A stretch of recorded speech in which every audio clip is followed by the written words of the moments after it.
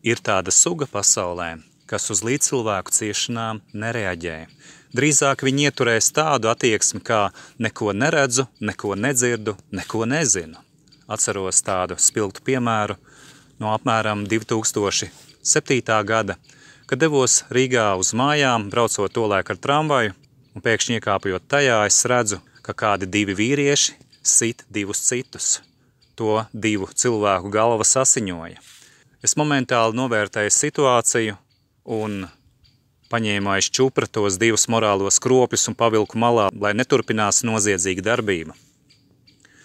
Vēlāk atklājās, ka šie divi prasīja tiem diviem citiem narkotikas. Un lai kā tas nebūtu vai būtu bijis, pārējie cilvēki, kas tur bija, izņemot dažus, nereaģēja nekādi, jo sevišķi man pārsteidza vīrieši, spēcīgas miesas būs vīrieši, kuri pat nepagrieza muguru, kuri pat nepaskatījās tajā virzienā, kas notiek, un neteica ne vārdu.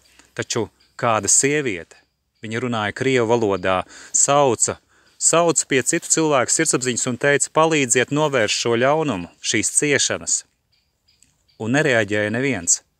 Tas viss notika ļoti ātri.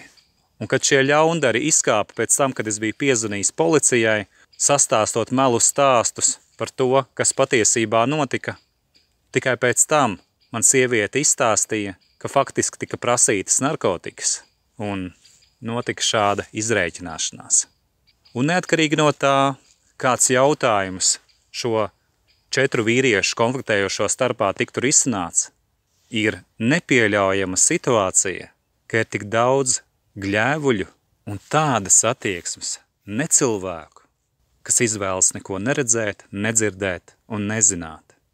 Un, protams, kamēr nelaime neskar viņus pašus, diemžēl tādā sabiedrībā mēs dzīvojam.